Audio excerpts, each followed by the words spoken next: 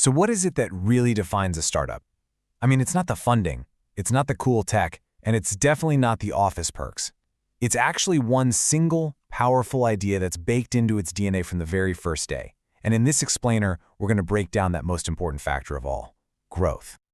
All right, so when you hear that word startup, what pops into your head? Is it just a brand new company or a company that's in tech and has a ping pong table? Maybe it's one that's raised a ton of money from venture capitalists. Well, turns out it's not really any of those things. The real, essential, defining piece of the puzzle is something else entirely.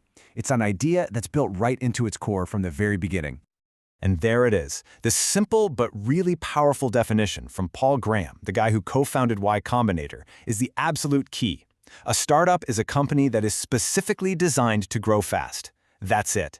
Everything else we think of when we think of startups, the funding, the crazy acquisitions, it all flows from this one single principle. Okay, so let's really dive into this. To get what designed to grow fast actually means in practice, the best way is to compare a startup to what you might call a normal business. So on one side, you've got something like a hairdresser. It's a great business, right? But it's limited. You serve customers in person, in one physical location. It just doesn't scale. But on the other side, you have something like a search engine. From day one, it's built to reach and serve a massive global market. And that is the fundamental difference, scalability. Startups are built from the ground up to serve a huge market without being tied down by geography or physical stuff. The journey of a successful startup is never a straight line, just going up and up. It actually follows a super predictable pattern, a pattern we can visualize as an S-curve. And honestly, understanding this journey is one of the most critical things for any founder. So, the whole journey really breaks down into 3 different phases. First, there's this initial slow period. This is where the startup is just trying to figure things out, find its footing. Then, once they land on something that clicks, they hit phase 2, a period of just insane explosive growth. This part right here, this is what defines the startup.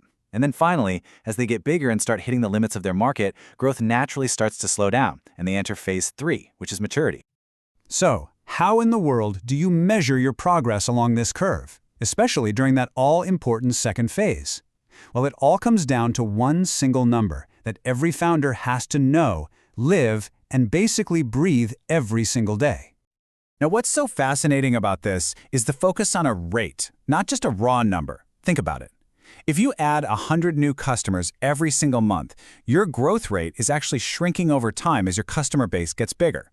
The thing that really matters is the percentage increase, week after week. That compounding percentage, that's the engine of a startup. And according to Y Combinator, the benchmark for a good weekly growth rate is somewhere between 5 and 7%. If you are consistently hitting that number, you are absolutely on the right track. But what if you can hit 10% every week? Well, then you are doing exceptionally well. I mean, that's the kind of number that tells the world you've stumbled onto something truly special. So what exactly are you measuring here? Well, the best metric, the gold standard, is always revenue. It's the purest signal you can get. But if you're not charging your users yet, the next best thing is active users, because that's usually a really strong predictor of where your future revenue is going to come from. This one little metric is so much more than just a number you track on a dashboard. It literally becomes your compass. It's this incredibly powerful tool for making every single decision in the company. And this just brilliantly sums up the power of this kind of focus. It takes the absolute chaos of running a startup and turns it into a single, solvable problem you can optimize for. Just think about all the questions a founder has to deal with every day. Should we hire another engineer? Should we build this new feature? Should we go to that conference? Suddenly, the answer to all of these really complex questions becomes incredibly simple. Will doing this thing help us hit our weekly growth number? If the answer is yes, you do it. If it's no, you don't. It is that focused. Okay, let's move into our final section and see just how these small weekly percentages create such extraordinary value over time. And this is where it gets really mind-bending. Our brains are just terrible at intuitively understanding exponential growth. I mean, just look at this table.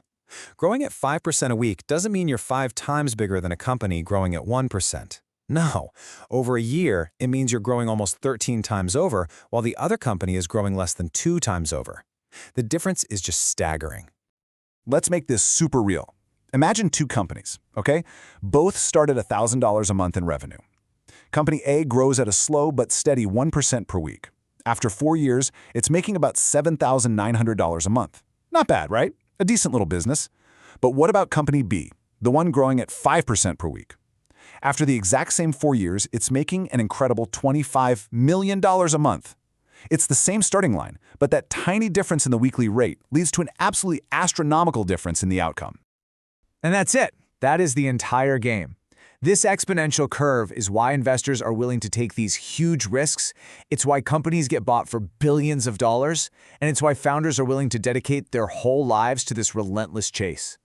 So the real takeaway here is this. A startup isn't defined by its age, or its industry, or how much funding it has. It is defined by a singular, obsessive commitment to finding a path to rapid growth. Everything else, the culture, the strategy, the valuation, it all follows from that one compass point. So the only question left to ask is, how will you grow?